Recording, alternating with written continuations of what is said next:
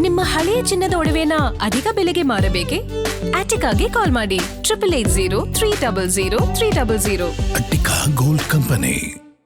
ಬ್ರಿಟಿಷರು ಅದಕ್ಕೆ ನಿಷೇಧ ಇರ್ತಾರೆ. ನಿಷೇಧ ಇರೋ ಸಂದರ್ಭದಲ್ಲಿ ಸುರೇಂದ್ರನಾಥ್ ಬ್ಯಾನರ್ಜಿ ಅಂತೇಳಿ ಕಾಂಗ್ರೆಸ್ ಪಕ್ಷದ ಅಧ್ಯಕ್ಷ ಇರ್ತಾರೆ. ವೆಸ್ಟ್ ಬೆಂಗಾಲ್ ಎಸಿಸಿ ಆಗೋ ಸಂದರ್ಭದಲ್ಲಿ ಅವರಿಗೆ 6 ತಿಂಗಳು ಜೈಲುವಾಸ ಆಗುತ್ತೆ. ಅದರ ಜೊತೆಗೆ ಬಿಪಿನ್ ಚಂದ್ರ ಪಾಲ್ ಅಂತಲೂ ಸಹ ಸ್ವತಂತ್ರ ಹೋರಾಟದವರು ಇರ್ತಾರೆ, ಅವ್ರಿಗೂ ಸಹ ಜೈಲಾಗುತ್ತೆ.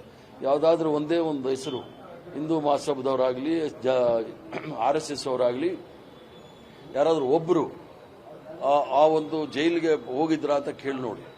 ಎಲ್ಲರೂ ಸಹ ಬ್ರಿಟಿಷರ ಏಜೆಂಟ್ ಆಗಿ ಸ್ವತಂತ್ರ ಹೋರಾಟದ ವೀರರ ವಿರುದ್ಧ ಇದ್ದಂಥವ್ರು. ಅದೇ ಬೆಂಗಾಲ್ ಪ್ರಾಂತ್ಯದಲ್ಲಿ ಶ್ಯಾಮಾ ಪ್ರಸಾದ್ ಮುಖರ್ಜಿ ಅವರು ಮುಸ್ಲಿಂ ಲೀಗ್ ಜೊತೆ ಮಂತ್ರಿಮಂಡಲದಲ್ಲಿ ಅವರು ಹಣಕಾಸು ಸಚಿವರಾಗಿದ್ದರು.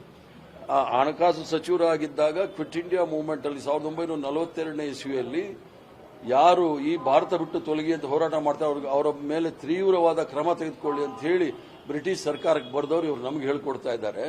ಆದ್ರಿಂದ ಏನು ಕಾಂಗ್ರೆಸ್ ವರ್ಕಿಂಗ್ ಕಮಿಟಿ ತೀರ್ಮಾನ ಆಗಿದೆ ಅದು 1937ನೇ ಇಸ್ವಿನಲ್ಲಿ ಸುಭಾಷ್ ಚಂದ್ರ ಬೋಸ್ ಅವರು ಪತ್ರ ಬರೀತಾರೆ ನೆಹರೂರವರಿಗೆ.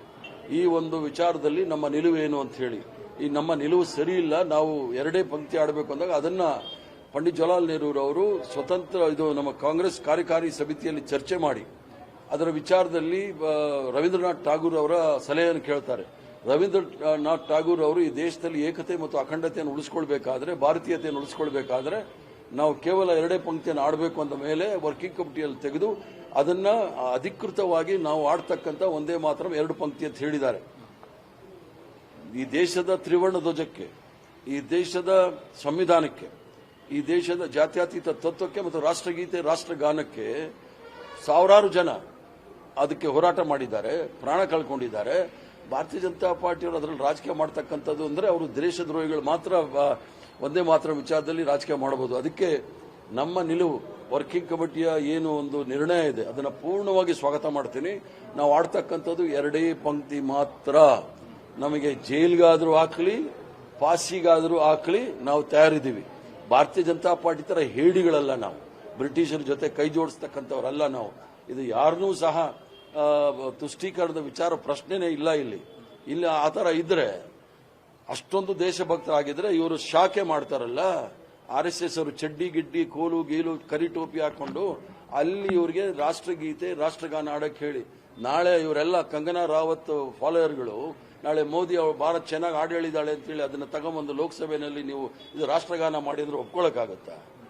ರಾಷ್ಟ್ರ ಸ್ವತಂತ್ರ ಹೋರಾಟದಲ್ಲಿ ಈ ಇಡೀ ಸ್ವತಂತ್ರ ಹೋರಾಟಗಾರರಿಗೆ ಅಪಮಾನ ಮಾಡ್ತಾ ಇದ್ದಾರೆ, ಮೋದಿಯಿಂದ ಹಿಡಿದು ಈ ಸಣ್ಣ ಸಣ್ಣ ಚಡ್ಡಿಗಳೆಲ್ಲ ಸೇರ್ಕೊಂಡು.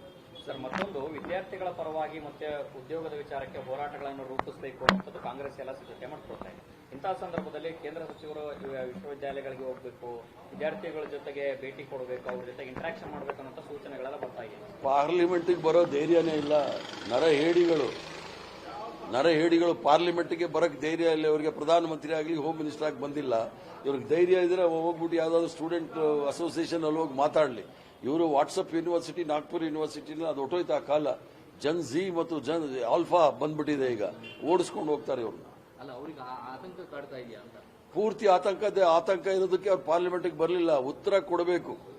ಆ ಮಕ್ಕಳ ಮೇಲೆ ಯಾರು ಪೆಲೆಟ್ ಗನ್ ಉಪಯೋಗಿಸಕ್ಕೆ ಯಾರು ಆರ್ಡರ್ ಮಾಡಿದ್ರು, ಲಾಠಿ ಚಾರ್ಜ್ ಯಾರು ಮಾಡಿದ್ರು, ಹೆಣ್ಮಕ್ಳ ಮೇಲೆ ದೌರ್ಜನ್ಯ ಯಾರು ಮಾಡಿದ್ರು, ಅದಕ್ಕೆ ಉತ್ತರ ಕೊಡಬೇಕು. ಅಲ್ಲಿವರೆಗೆ ಯಾರು ಸಹ ನಮ್ಮ ಮಕ್ಕಳು ಬಿಡೋದಿಲ್ಲ ಅವ್ರಿಗೆ. CWC ನಿರ್ಣಯ ತೆಗೆದುಕೊಳ್ಳೋದು ಬಹಳ ಒಳ್ಳೆಯದು. ಯಾಕಂದ್ರೆ ಇವರು ಉಂಡಿ ಕಳ್ಳರು. ವಾಲ್ಮೀಕಿ ರಾಮನ ಹೆಸರಲ್ಲಿ ಹುಂಡಿನಲ್ಲಿ ಬಂದಂತ ಹಣವನ್ನ ದೋಚಿದ್ದಾರೆ, ಉಂಡಿ ಕಳ್ಳರು. ಮತ್ತೆ ಅಲ್ಲಿ ಯಾರೋ ದಾನ ಕೊಟ್ಟಿದ್ದಂತ ಬೆಳ್ಳಿಯಲ್ಲಿ ರಾಮಚರಿತ್ರ ಅಂತ ಹೇಳಿ ಬರೆದಿರ್ತಕ್ಕಂಥ 5 ಕೋಟಿ ರೂಪಾಯಿ ಬೆಲೆ ಬಾಳ್ತಕ್ಕಂಥ ಇದೇ ಎಲ್ಲೋಗಿದೆ ಅಂತ ಯಾರಿಗೂ ಗೊತ್ತಿಲ್ಲ. ಅಂದ್ರೆ ಇವರೆಲ್ಲರೂ ಸಹ ಉಂಡಿ ಲೂಟಿ ಮಾಡಿ RSSಗೆ, BJPಗೆ, ಮೋದಿಗೆ ಹಣ ಹೋಗಿದೆ. ಎಲ್ಲೂ ಕೂಡ ಸದನ ನಡೆಯಕ್ಕೆ ಬಿಡ್ತಾ ಇಲ್ಲ. ಸದನ ಇವರು ಸಂವಿಧಾನ ಈಗ ಇವ್ರಿಗೇನಾದ್ರೂ ಅಷ್ಟೊಂದು ಕಾಳಜಿ ಇದ್ರೆ ವಾಲ್ಮೀಕಿ ಅದೇನೋ ಗಲಾಟೆ ಮಾಡ್ತಾ ಇದ್ದಾರೆ. ಸದನದ ನಿಯಮ ಇದೆ, ನಿಯಮದ ಚೌಕಟ್ಟಿನಲ್ಲಿ ಚರ್ಚೆ ಮಾಡಕ್ ಬರಲಿ. ಏನೂ ನಿಯಮ ಇಲ್ಲ. ನಾವು ಹೇಳಿದ್ ಕೇಳಬೇಕು ಅಂದ್ರೆ ನೀವು ಹಿಟ್ಲರ್ ಶಾಹಿನ ಚರ್ಚೆ ಮಾಡಲಿ. ಅದಕ್ಕೆ ನಾನು ಸಿದ್ಧ ಇದ್ದ ಚರ್ಚೆ ಮಾಡಕ್ ತಯಾರಿಲ್ಲ. ಅಂದ್ರೆ ಇವರು ದಲಿತ ವಿರೋಧಿ. ಖರ್ಗೆ ಸಾಹೇಬರಿಗೆ ಅಲ್ಲಿ ಅವ್ರು ಭಾಷಣ ಮಾಡಿ ಬಂದು ಶುದ್ಧಿ ಮಾಡಿದ್ರು. ಈಗ ನಾಗೇಂದ್ರನ ವಿರುದ್ಧ ಅವನೊಬ್ಬ ವಾಲ್ಮೀಕಿ ಸಮಾಜಕ್ಕೆ ಸೇರಿದವನು ಅದಕ್ಕೆ ವಿರುದ್ಧ ಮಾಡ್ತಾ ಇದ್ರೆ ಇವ್ರು ಯಾವತ್ತೂ ಸಹ ನರೇಂದ್ರ ಮೋದಿ PM ಕೇರ್ ಭ್ರಷ್ಟಾಚಾರದ ವಿಚಾರ ಮಾತಾಡಿಲ್ಲ, ಆಮೇಲೆ ರಫೇಲ್ ಬಗ್ಗೆ ಮಾತಾಡಕ್ ಬಿಟ್ಟಿಲ್ಲ. ಇವರೆಲ್ಲ ಕಳ್ಳರು ಅನ್ನೋದನ್ನ ಉಂಡಿ ಕಳ್ಳರು ಅನ್ನೋದು ಸಾಬೀತು ಮಾಡ್ತಾ ಇದ್ದಾರೆ.